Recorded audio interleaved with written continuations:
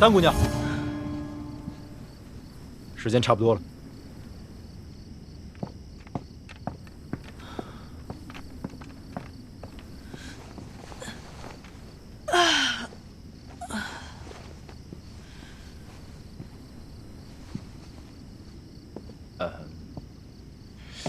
昨天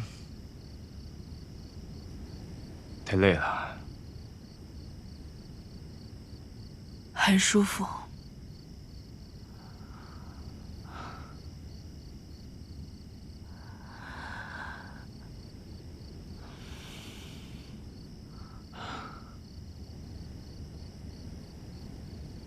走吧，中队出发。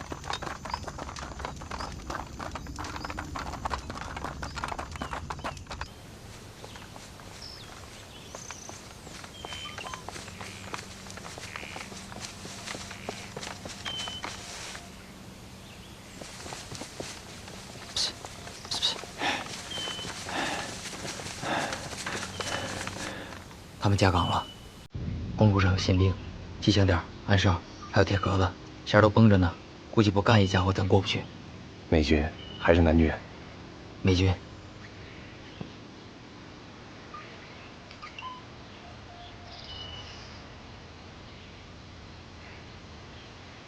铁盒咋不动呢？美军专列备炸，应该是没油了。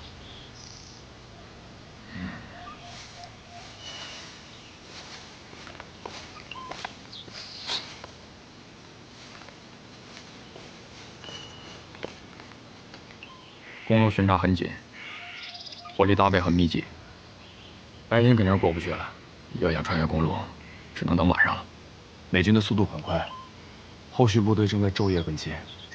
昨天碰见的只是一个特遣队，现在在这个区域活动的，很有可能是整个第24步兵师。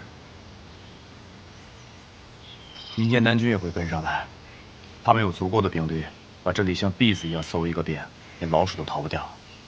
要等到晚上，我们得在这儿整整待一个下午，太危险了。越靠近交通线越危险，越靠近难走的山区越安全。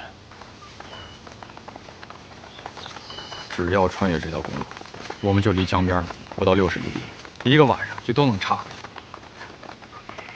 我们在美国人的鼻子底下，很容易被闻见味儿。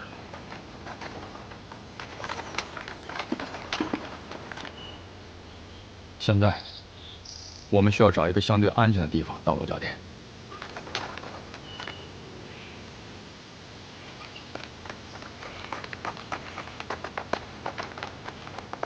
等到天黑，再返回来。往东南方向走10几里路，有一个老地方可以再用一下。那个地方敌人也知道。知道不代表进得去。4个轮子在那儿不灵光，得靠2条腿走过去。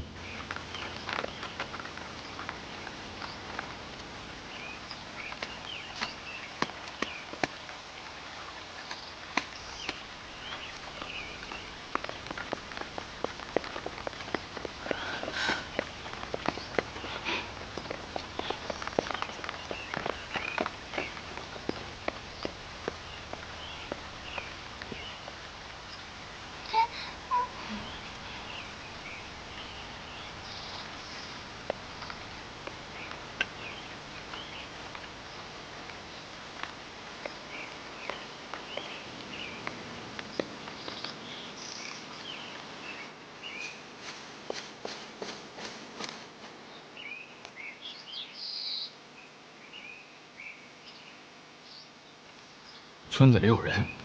连长，我带些人下去看一下情况。100负责警戒，要200去。3文董朝鲜语，执行命令。去。是。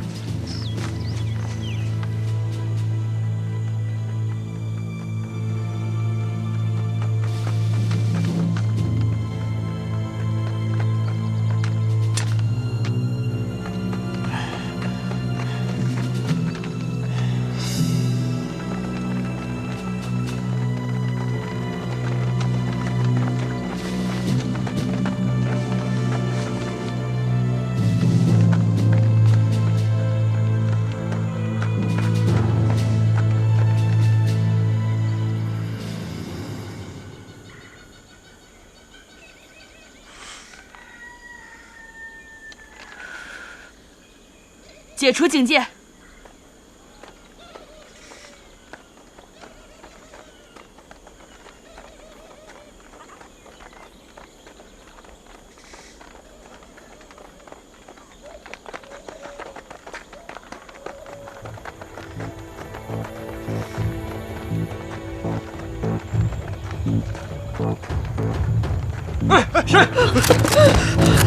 쏘지 마요. 무서워요. 걱정 마세요, 어머니. 집에 아무도 없어요.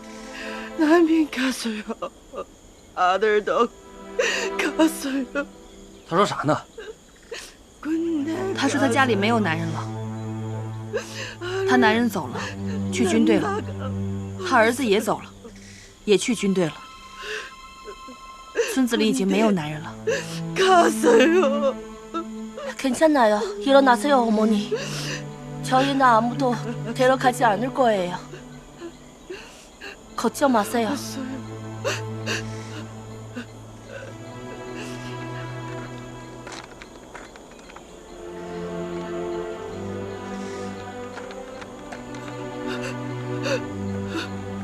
없어요.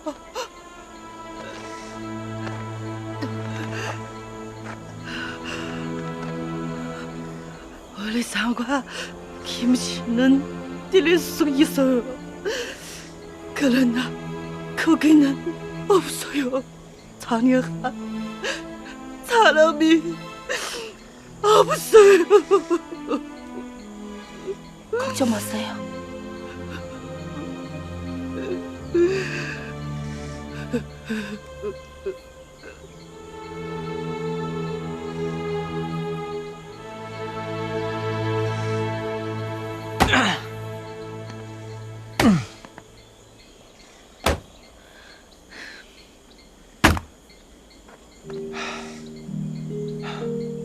哎，这样太危险了，他们见过我们。如果美军搜索这个区域，他们会暴露我们的行踪。好好干你的活，用心点。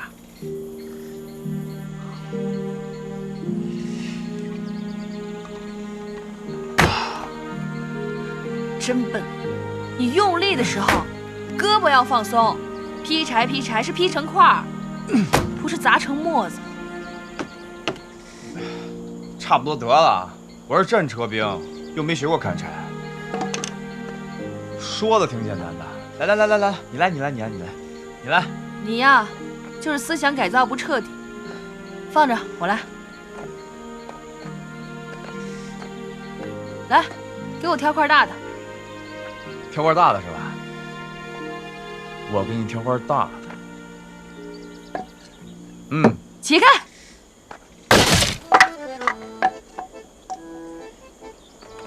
同志们，加把劲啊！高处一共布置了4个暗哨，来，小心点啊！算上木头一共5个。但咱半夜就撤了，用不着这么密实吧？密实点好。走的夜路多，越来越怕鬼。老美脑子活，打起仗来可比鬼子机灵多了，稍微有个空就能钻过来。人家火力又猛，枪一响，炮弹就能飞过来。咱也不差。现在不像过江那会儿，大家都蒙着，打糊涂仗。那个时候咱还能占点便宜。现在可不能指望着老美再犯轻敌的老毛病了。咱就干吧，当面锣对面鼓，就不信干不过他们。干什么干啊？你们俩听好了啊，这些暗哨是全连的眼睛，是最后一道保险锁，千万不能马虎，听见没有？咱一排都是老兵，你放心。还剩多少铁丝网？命令，把村子周围给我围一圈，多设点半雷。去吧。是。抗大还教这个？陕北高原上面没有煤，也没有汽油，家家烧火做饭都得靠柴火。这些活计只要不行军作战，人人都得会做，不光我会，八爹也会。原先听说你们官兵一致，我还以为只是穿衣服一样的。不稀奇，八爹不光会劈柴，种地也是一把好手。伺候庄稼、种瓜、种菜，拿起来就干，干得比谁都好。边区有一年搞种菜比赛，他还拿过第2名呢。第2名，第1名谁啊？周总司令。谁？同志们，加把劲啊！哎。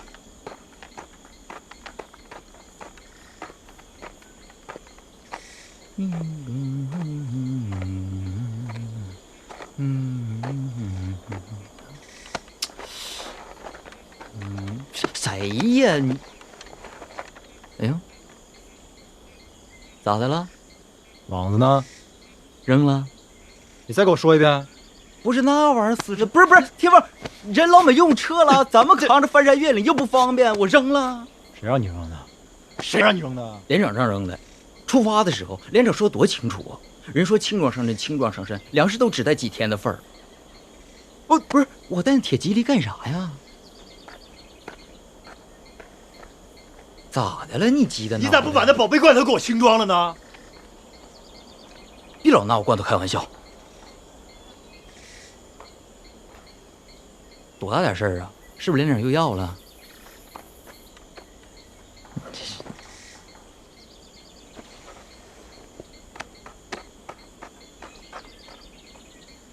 这事儿你先别慌啊。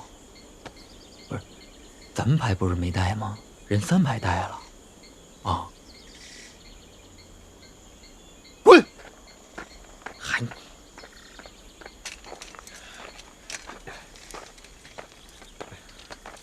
小心点别扎着。死沉死沉的。排长，这一排长纯粹欺负人啊！他凭什么给咱下命令？他也是排长，你也是排长。他一句话，咱们就颠颠的，上赶着又出东西又出力，连个客气话都没有。你瞅臭鲶鱼那个臭德行！要不是他们一般把东西扔了，哪有今天这出？弄得他反倒像是立了头等功似的。东西都搬来了？没呢，还有一批。全都搬过来，外部是2道，中间挖条沟。就带几个钟点，至于吗？咱们费了那么大劲把他们拉过来，让一班自己去扛。眼见天就要黑了，咱们现在不是安全地带，多一道防线就多一道保险，快点。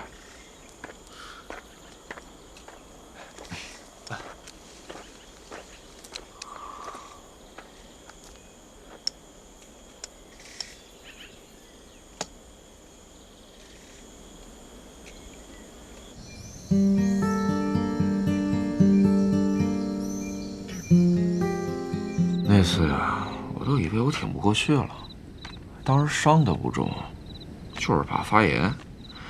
后来啊，我们排长看了看我，让瞎子给我找药，找一种叫磺胺的，就是一种消炎药。哎，你们排长原先是我们队长？不是，哎呀，我记岔的了。我们那排长不是现在的排长，我们那排长啊，这当时受伤了，所以三湾姐才当了我们的排长。是三排长？对，就是现在的三排长。哎，别说啊，你俩还挺像的。他是那边的人，你俩都会说洋文，都那么洋气。当汉奸的人才会说洋文。我不准你那么说我们排长。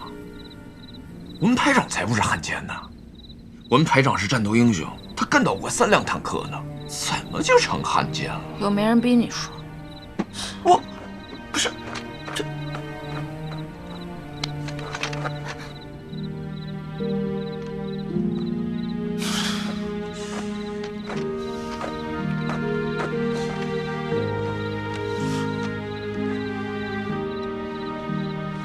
你别在意，他是冲我，不是冲你，更不是冲你们排长。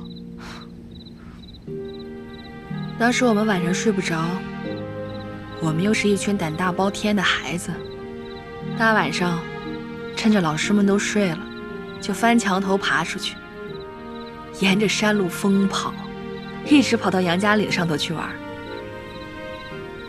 陕北没有电灯，一到晚上到处都是黑漆漆的，只有杨家岭上彻夜亮着灯。没人管你们？有啊，保育院的老师们对我们都很好，只不过晚上累了，睡得迟，我们就跑出去了。我年纪最大，兰兰比我小1岁。哼，这2个小姑娘。兰兰可不是小姑娘，她是男孩子。你别打岔，我没说完呢。你说。我们夜里跑出去，跑到杨家岭上去疯跑、捉迷藏，烤白天藏起来的苞米，那可是杨家岭。警卫团的暗哨其实早就发现我们了，但不是敌情，就没有管。后来是中央管理处的人接到电话，才把我们抓回去。挨训了？才没有。后来我们去了书记处的会议室吃烤红薯，直到保育院的凌院长亲自过来接我们。其实我们排长真跟你挺像的，他会吹口琴，你会吹喇叭。那不是喇叭，那是小号。小号？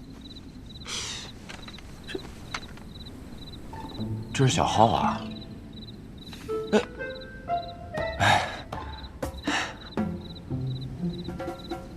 这吹起来比喇叭好听多了吧？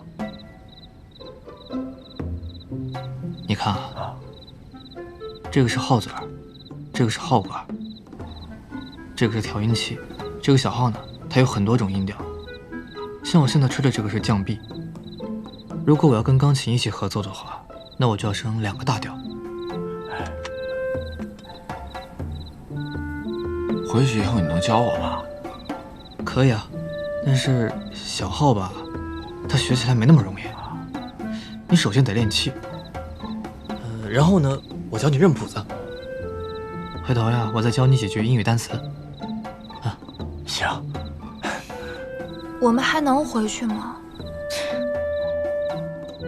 回得去，当然回得去了。我以后得让我们排长叫我杨文，你得叫我小号，哦。你说你爷爷中了秀才，然后呢？不是秀才啊，是光绪30年，甲辰科进士。过了1年以后啊，朝廷废了科举，他们那一科是最后一科，真正实受任官的只有那么少数几个人，都是西学学得好的。我爷爷在北京待了2年，对时局彻底失了望，就回了四川。当时有些人在成都发起了游学预备学堂事务，他也报了名，但是他并不是为了出国游学，只是为了看看西学到底是什么样的精深学问。后来呢？乱世求学，哪有那么容易啊？咽不下这口气罢了。我爷爷在学堂学了几年，西学没弄明白，倒是因为他的国学底子厚，被学堂看中，当起了教书先生。直到保路运动爆发，他跟他的同学、同事都上了街，参加了保路同志会，被赵尔丰的兵用枪把把锁骨都打断了，到现在肩膀上还有个坑呢。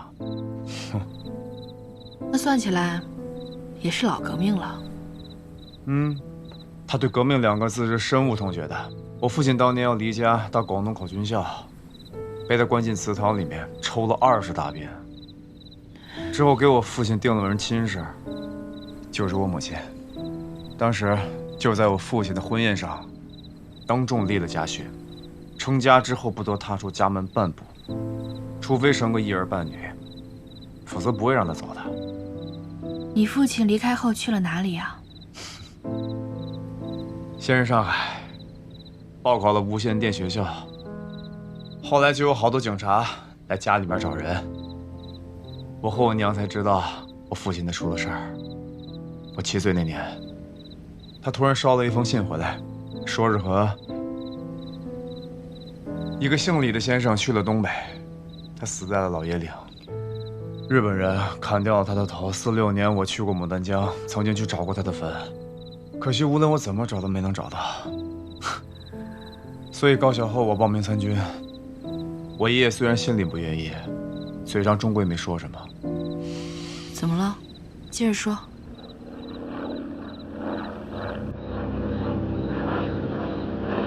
这什么呀？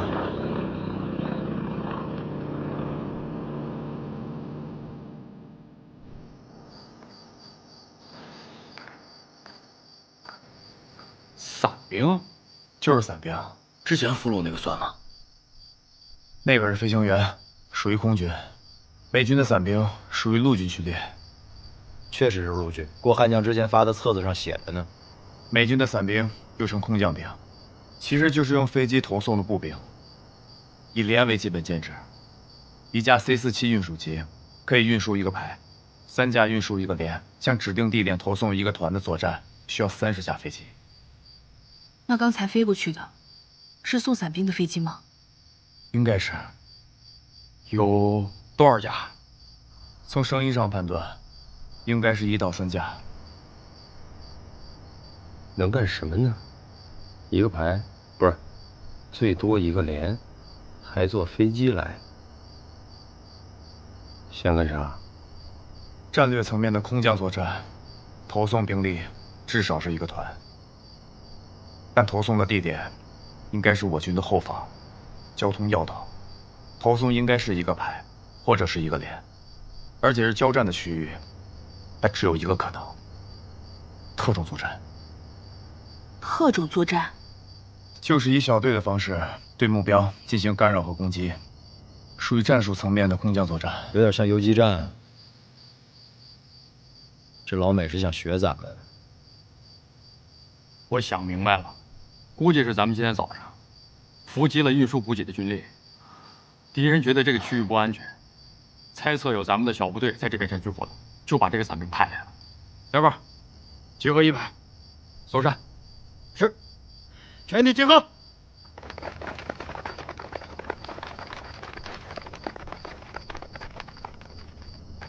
我觉得黑着天未必能找到人。能不能找到，找了才知道。连也好，排也罢，总不能放着不管让人打过来。就算是真有，那不管是1个连还是1个排，那得多少人？从那么高的地方跳下来，谁知道飘到哪儿？总不能说1个排捆在一起往下跳吧？你懂啥？醒醒，排长，嘘，快点。把大家叫醒。出啥事儿啊？快！起来！集合了！起来！醒！起来！集合！快！集合！起来了！快醒！快！起来！集合！哎，班长，又出啥事啊？废什么话！排长命令，2排集合！是，集合了，快！排长，快从村子后面撤出！是，不要走门，走这边。走。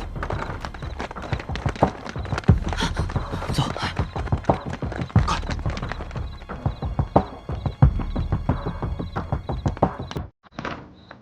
以战斗小组为单位，迅速撤离村子，注意阵型，不要掉队，不要密集。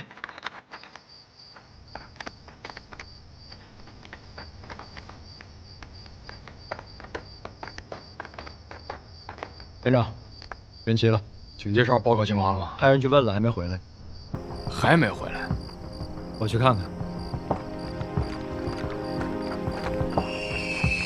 散开！不走！快走！速度快，走！快！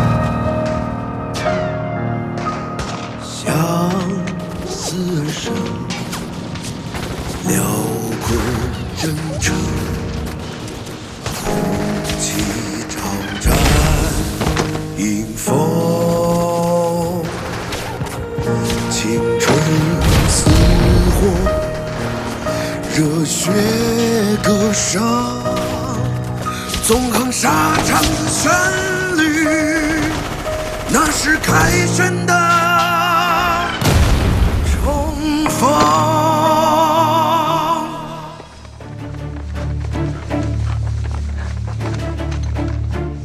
排长，我带人进去搜一下。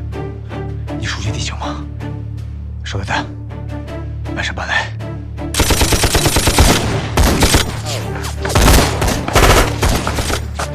是大头！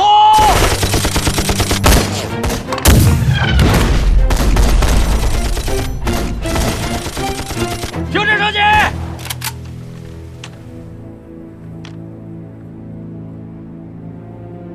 ！200米达警戒，清点伤亡人数。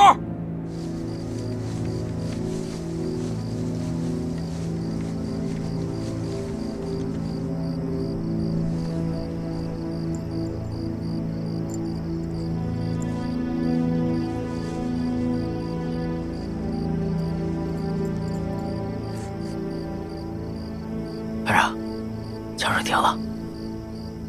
8班向2翼放出警戒哨，7班、9班准备射击。机枪和掷弹头设置在那里。是。班长，什么情况？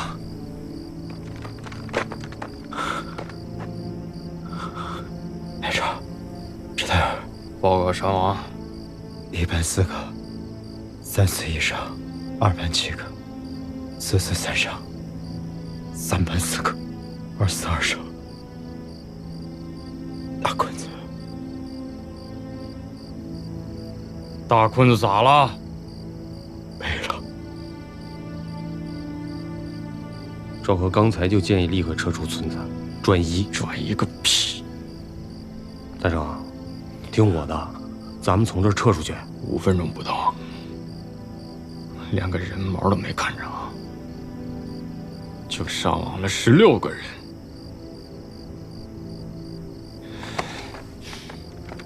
2排、3排部署阵地，1排能动换的跟我走，老子倒要见识见识，这个伞兵到底是长了3只眼睛还是6只手？走！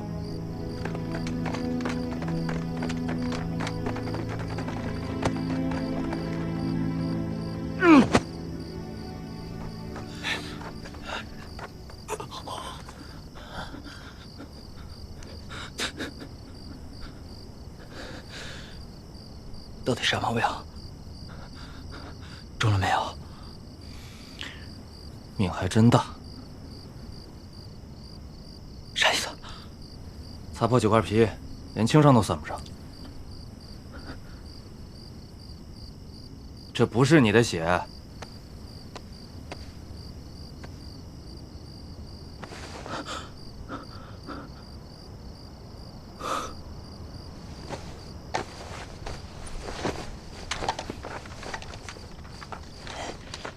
站住！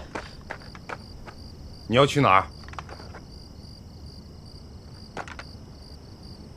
找连长跟天放。你去找2排长，看看2排的情况。我是1排的兵，那你就不是4连的兵吗？行，我服从命令。告诉赵和，不要擅自行动，听候命令。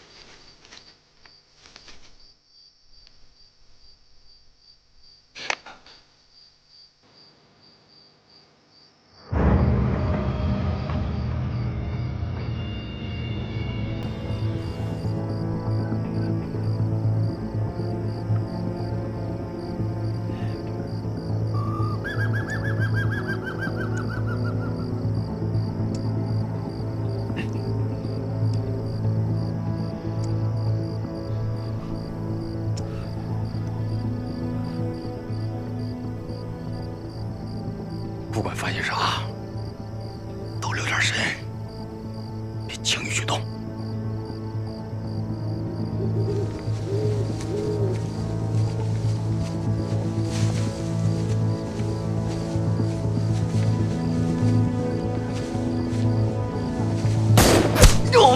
回去给我！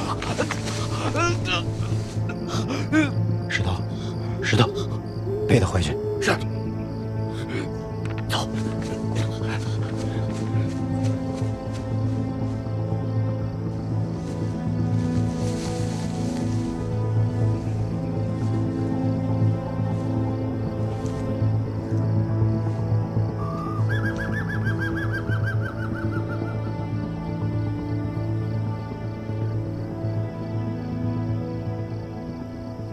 这伙子老美有点邪乎，大家一定要倍加小心。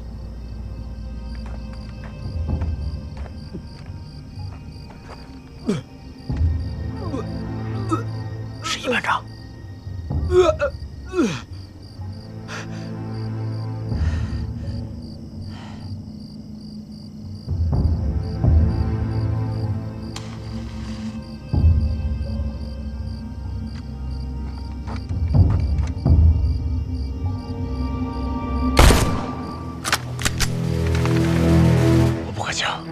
谁都不许开枪！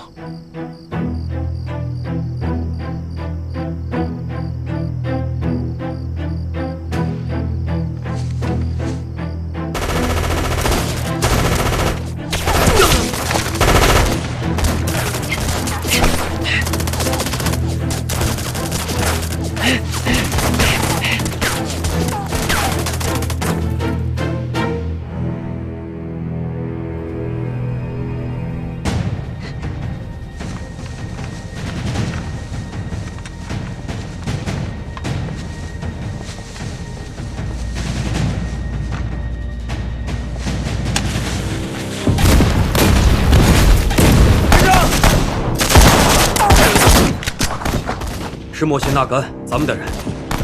3排交上火了。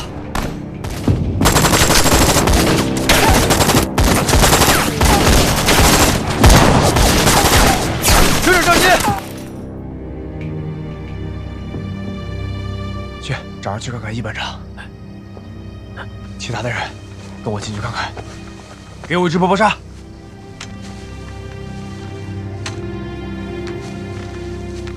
走。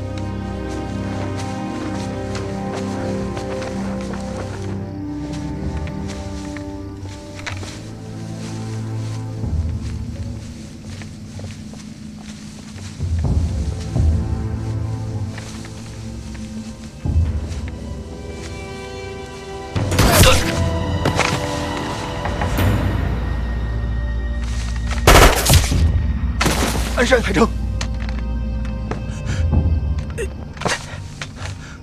排长，没事吧？没事。你呢？我也没事。娘的，这帮鬼子邪了门了。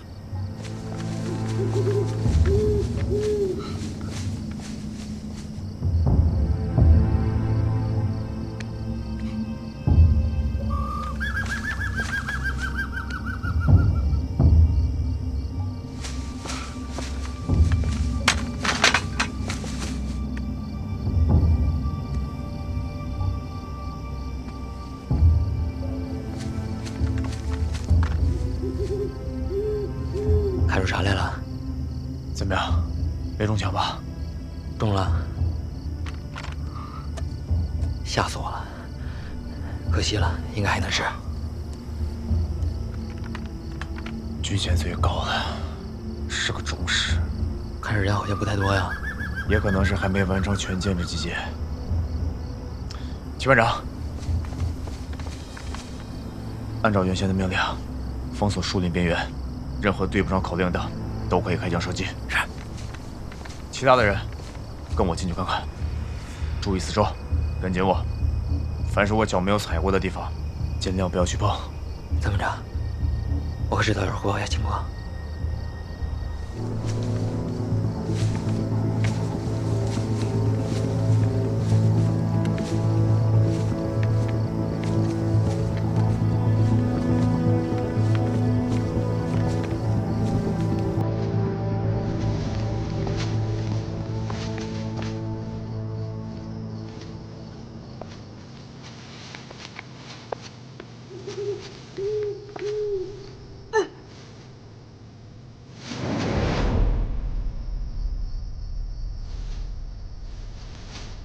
栓子，活着岗位上。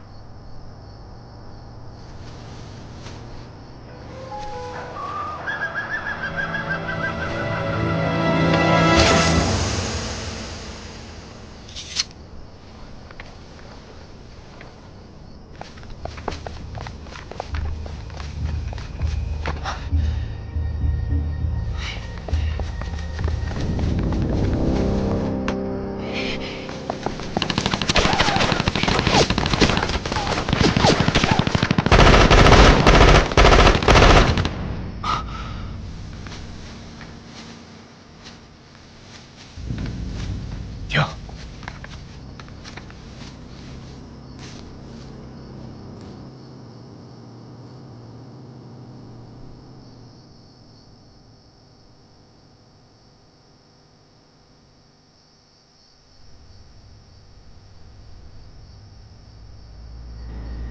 他受伤了。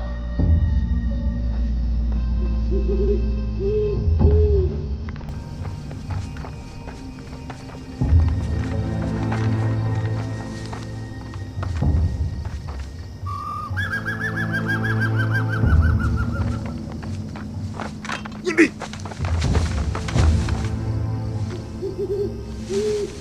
口令！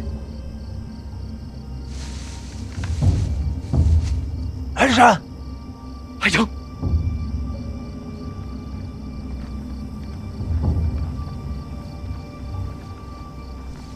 三排在树林边缘布置了阵地，他们从侧翼进攻，被打了回来，打了4个，伤了1个。 他们往哪边撤了？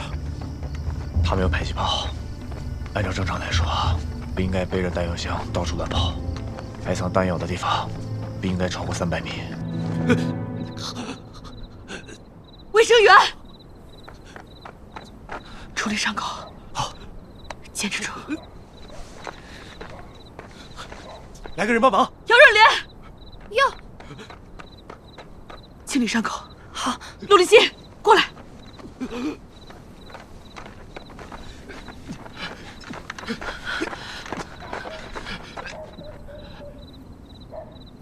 按着他的手，按着他的手。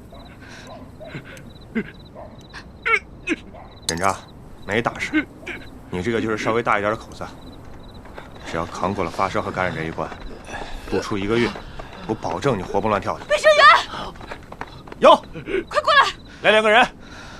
袁平，你给我过来。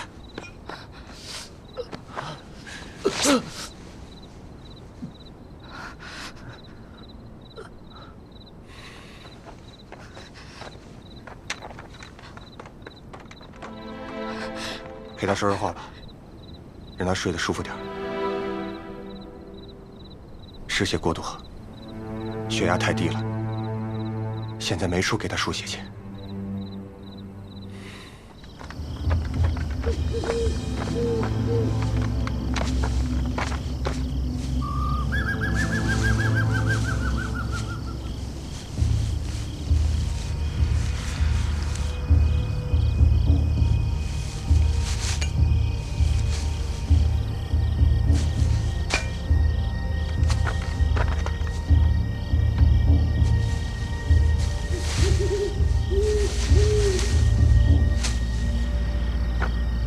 就是这儿了。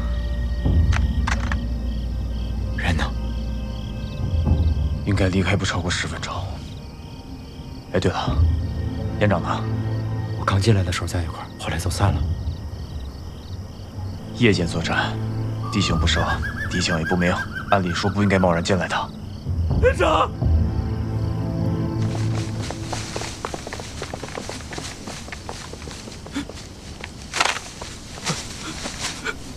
我不知道，我踩空了，我一开始跟着连长去找一下那个，找一下卫生员，对，卫生员。醒过来，我就在坑里挖出来，连长就看着我。谁那有纱布？一动不动的看着我。纱布。纱布！我让你拿纱布！纱布！纱布！掉下去了，我掉下去了，然后我就没有了。我醒过来，连长就在那坐着。我不知道，我什么都不知道。连长没事，连长就在那坐着。没事。他不看着我，我什么都不知道。一侧平滑整齐，一侧参差，应该是伞兵刀造成的。敌人到底是什么人？从臂章上来看，应该是第11空降师的187伞兵团。兵力？从战斗情况来讲，来的应该是一个排。依据，如果来的是一个连，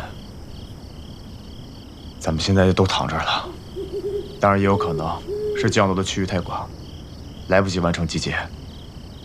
不过今年是满月，又没有风，按理说降落扩散的区域应该不会超过3公里。就算一开始没有集结起来，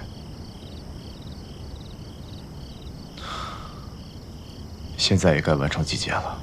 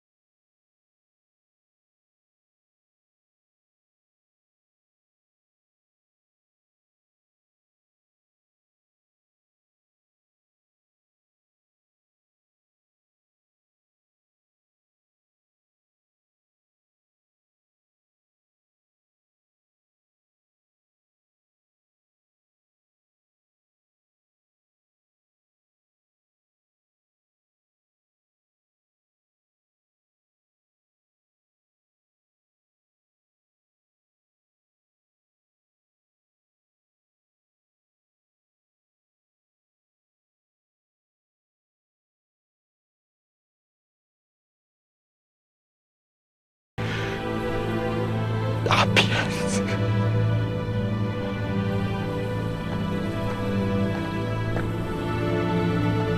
我就是个骗子！周和，跟我来。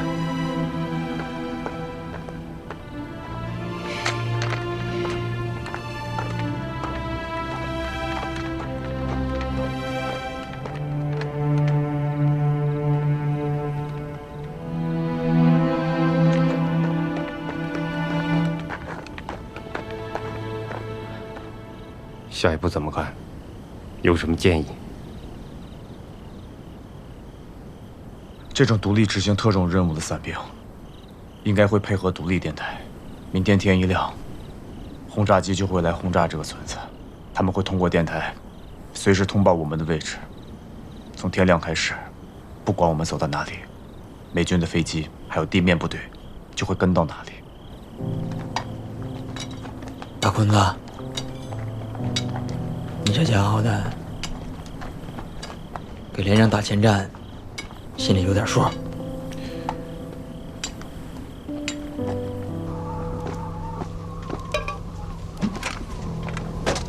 这受这么大罪，你看现在成啥德行？不吃点体力能好？今儿这条鱼太吃不进去。木头，他老家搁哪来的？公主岭。你去过没？没。回头去一趟，咱得认认弯儿。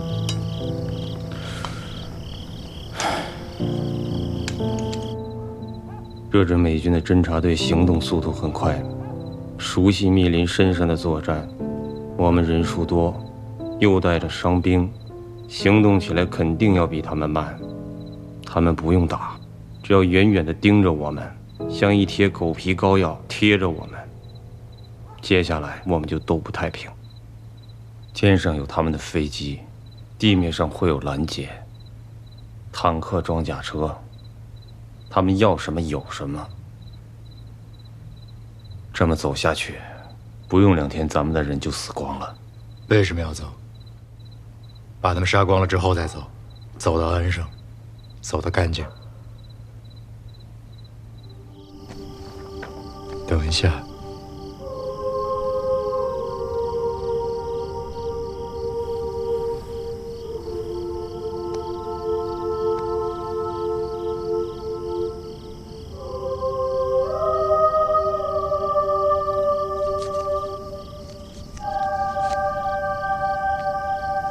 这个时候是意气用事的时候吗？刚才那一仗，你们一排牺牲了17个人，重伤4个，还把连长搭进去了。你们只剩下了10几个人，怎么打？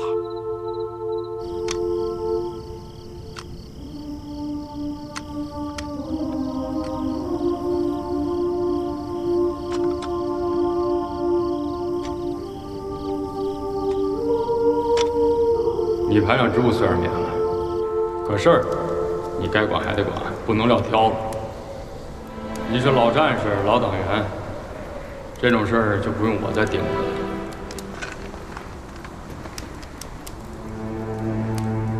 不，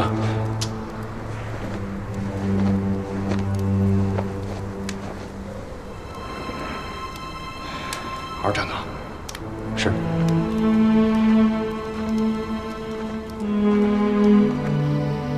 大成哥，鸟儿顺，这些东西归我了。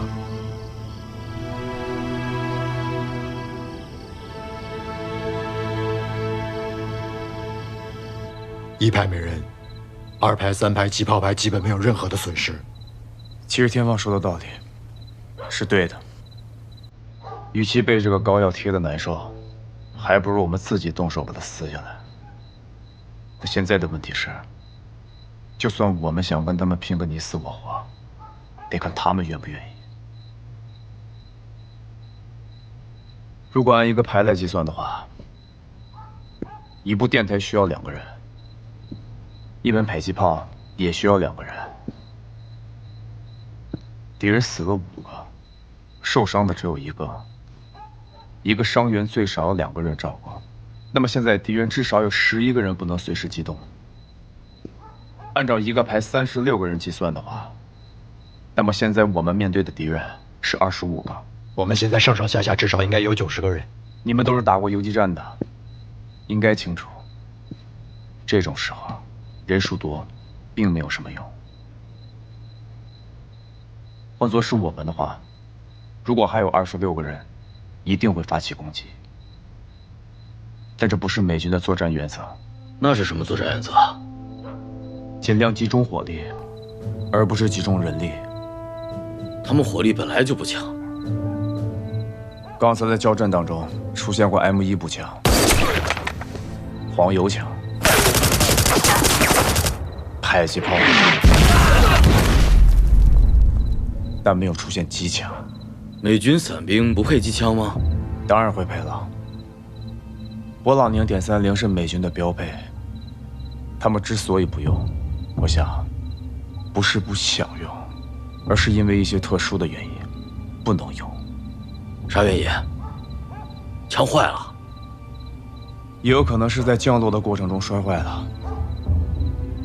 所以对于美军来说，火力处于绝对劣势的情况下发起正面进攻是非常不明智的选择。为什么？因为不值得。美军的优势是强大的低空火力，拿步枪和我们互射是效率最低的战术。能用子弹、炮弹解决的问题，为什么非要用人力来解决？那我们现在该怎么办？我这不是做球，我也不想冒险。要确保主力部队安全撤离，这个险就不得不冒。全连按照原定计划撤离，留一支小分队拖住敌人。一排留下，我带队。不行，这场仗不好打。这帮玩意儿真挺难弄的。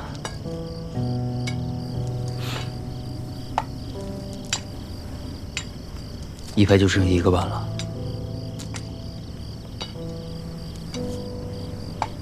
咱们这些个人得看人家的脸色。一排一共还剩下11个人，对方有25个人，就算是伏击作战，也不可能拖多长时间。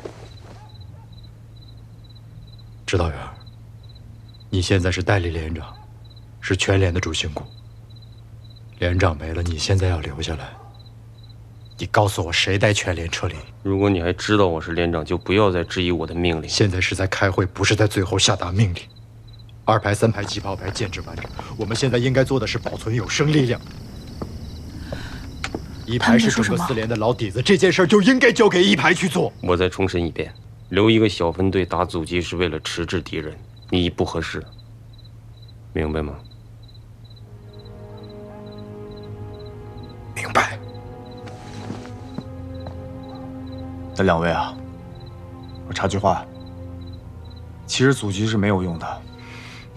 如果美军这支小分队目标明确是我们的话，不管我们派多少人打阻击，他们都会跟着我们大部队。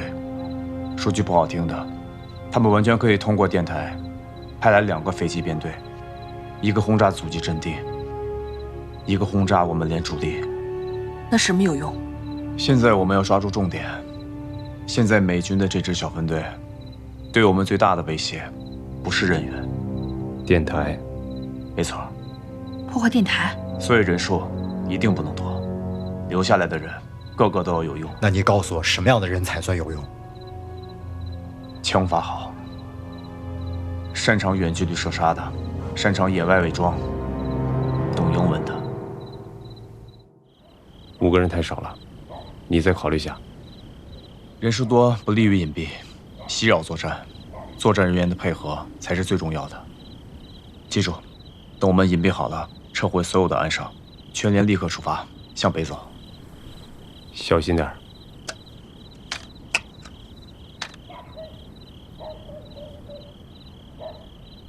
真没了，本来仨打漏一个，不让你给吃了吗？ 1个就够了。少废话。三姑娘，遇到事儿机灵点。替我照顾好2排的人。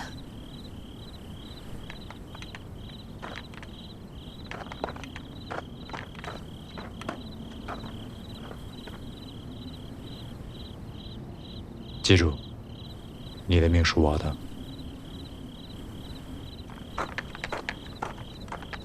一定活着回来。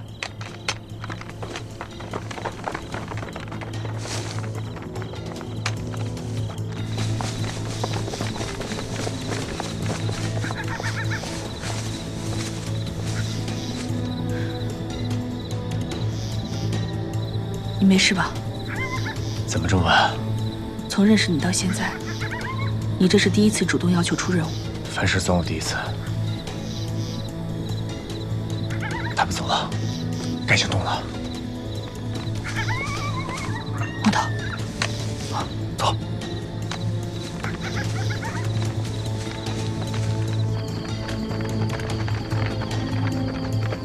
1排这次伤亡太大，军心士气你要多留心，让鲶鱼断后，不要有人掉队。是。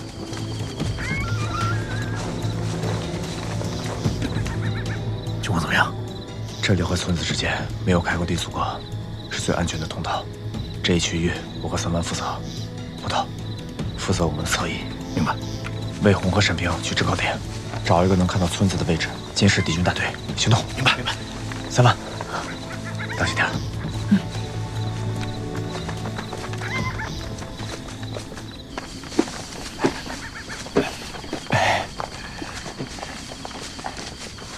俺们家有种糖，苞米做的老甜了。哎，我跟你说，舔一口你都能美半天。那做糖的师傅是祖传的手艺。那时候日本子没来的时候，那大帅府的人年年来我们这儿买糖，一买几十斤。哪天给你整点啊？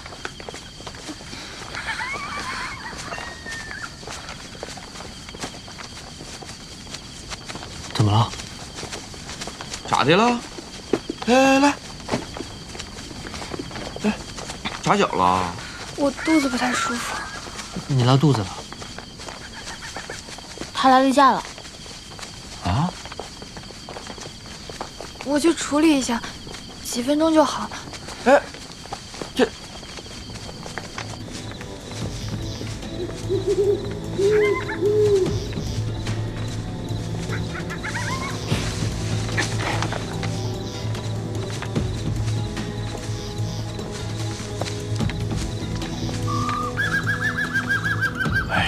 这啥情况啊？这咋去那么长时间呀？啊？女人嘛，就是麻烦事多。我去看看。哎，我跟你去。干啥呀？你去干嘛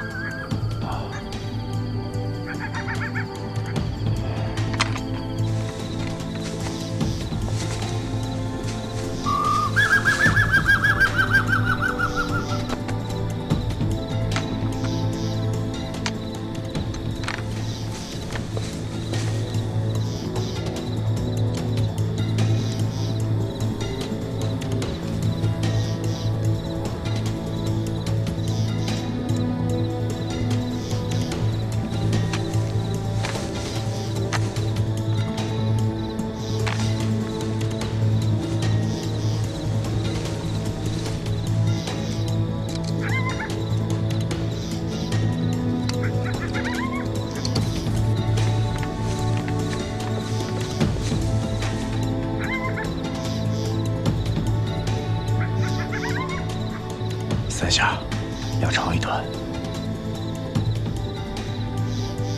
也是3下，2长1短。他们要上来了，注意点。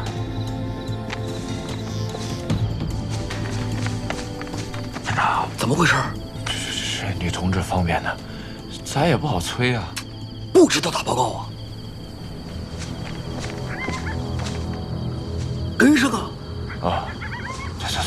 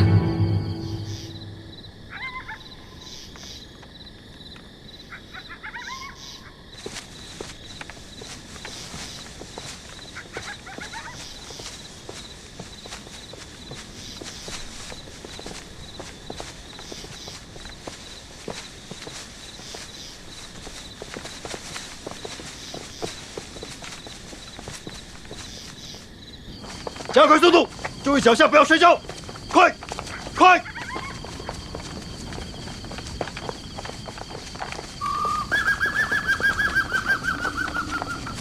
长河，几万血人吧？不少。高进，8班人齐吗？齐了。7班、8班都齐了。6班呢？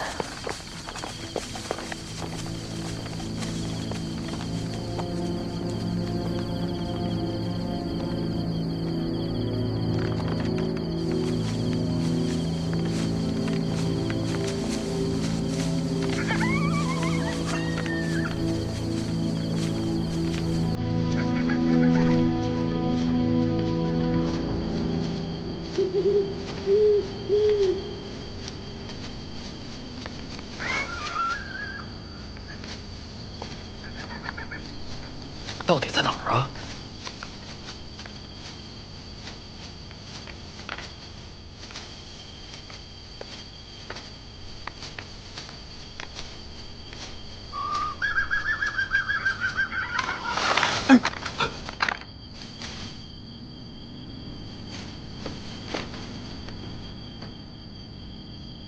啥情况？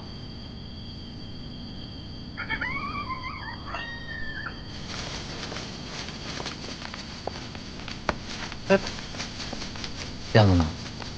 和班长在一块儿呢。那你班长呢？薛二姑去哪儿了？回去找他们了，应该一会儿就上来了吧？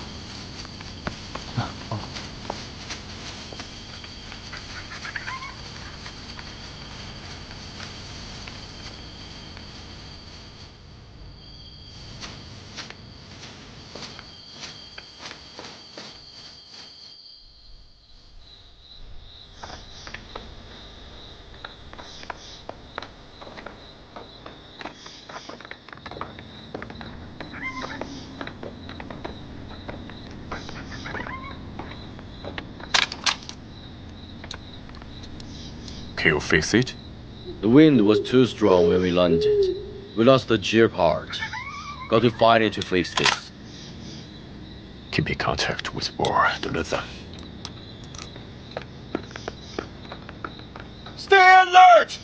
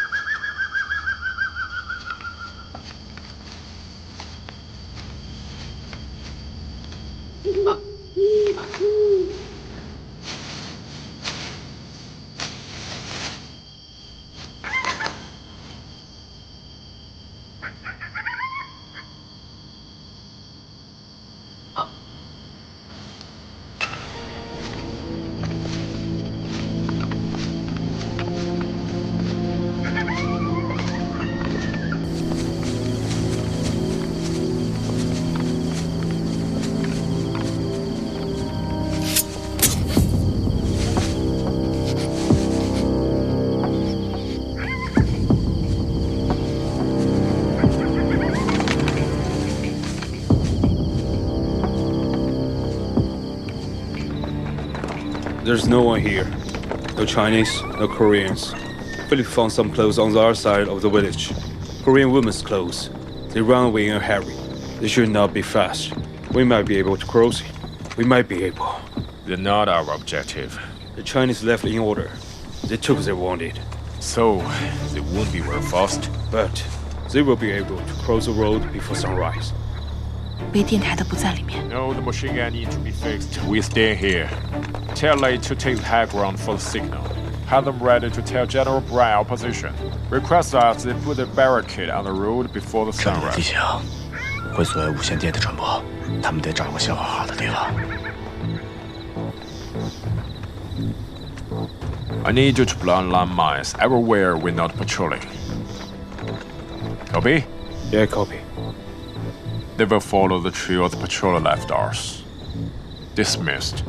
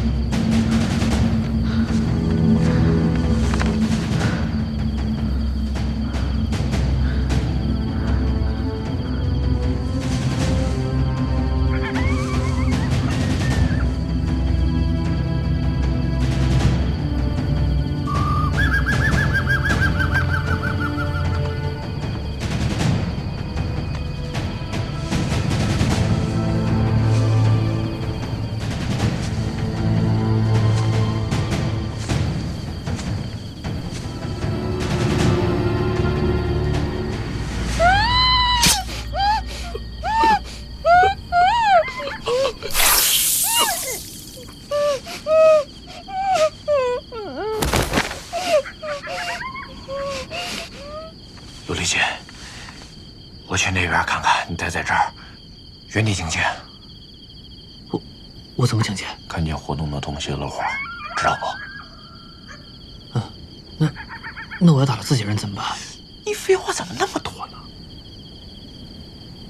天快亮了，你注意安全。那您小心点儿。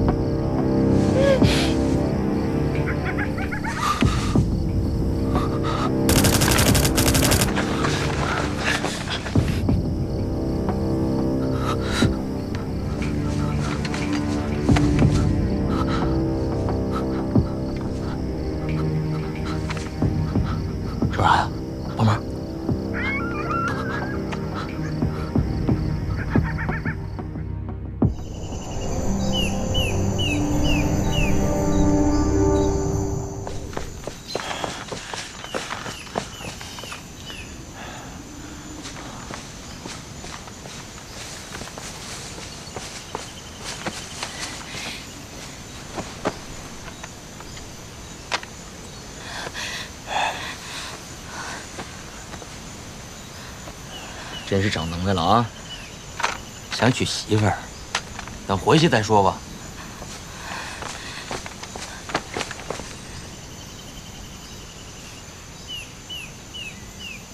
你要没了，你妈谁养啊？用不着你操心，用不着我操心，我在这儿操碎心了。告诉你啊，这不安全，赶紧转移。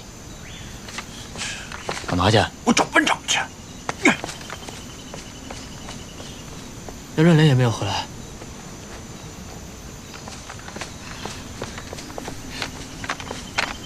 回了火吗？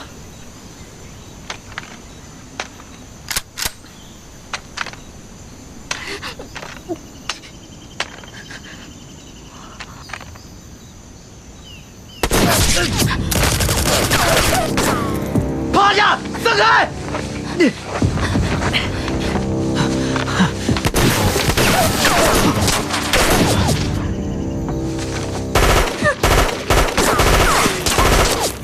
Coming. Headquarters coming. Will there be any air force backup lost?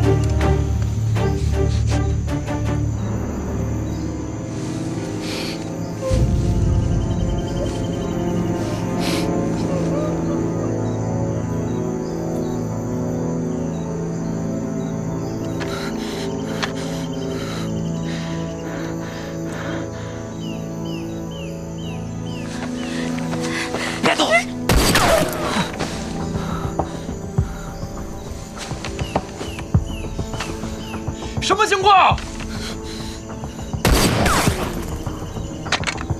娘子，在树林里，掩护我！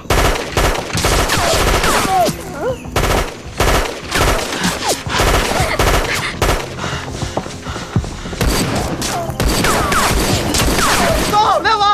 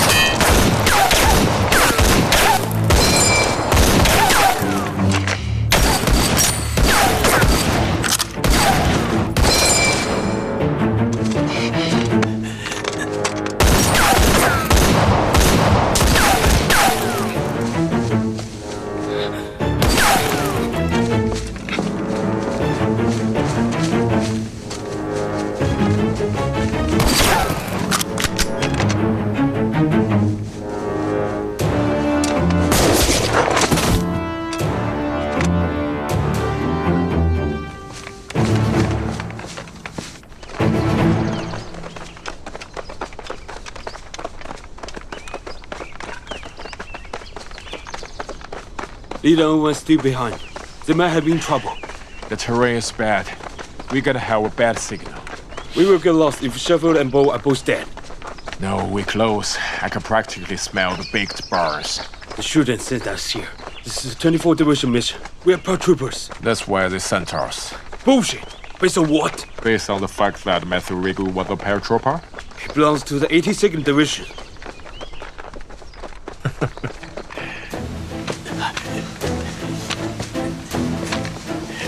边，坐。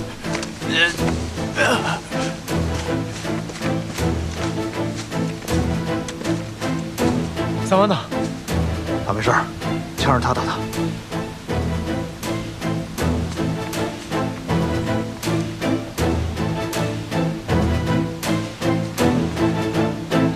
再惹我呀！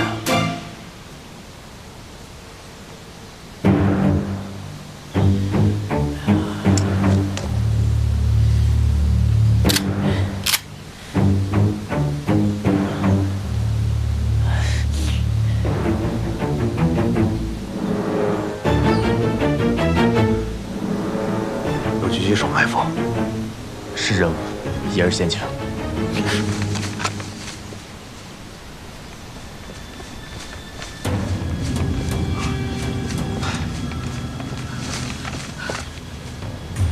沈平牺牲了，狙击手，这家伙干的，连长应该就是死在他手上。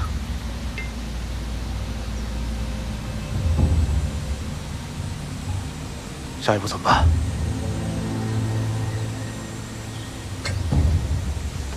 来，我背着你，我自己走，别废话，走。你们先把背挂好，随时准备作战，服从命令。走。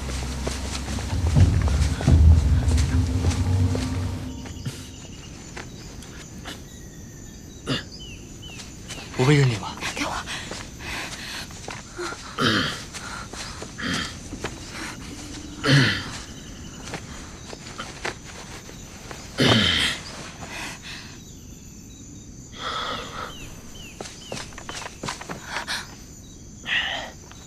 把老美的大八链儿，还有二胡子波巴沙留给我。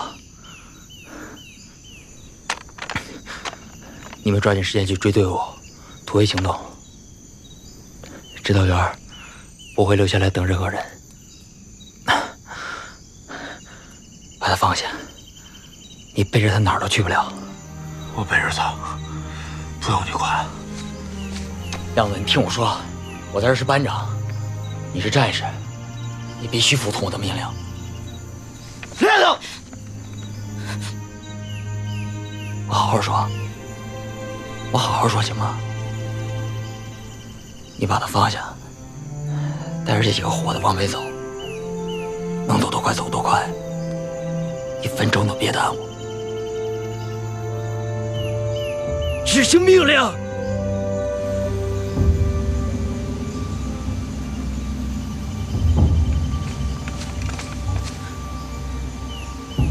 咱们怎么走？狙击手还在，拿刀偷袭的人也还在，现在撤离不安全。我找不到他了。我要是你的话，现在最适合隐藏的地方在哪儿？天亮了，林子里不安全。说的没错。他知道我们还在，得先想一个办法，把这个家伙引出来。他应该就在村子附近，或者更靠里一些。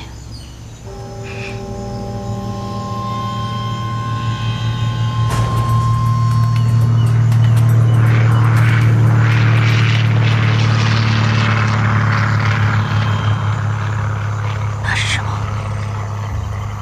武器，或者补给，反正不是人。他们会过来取吗？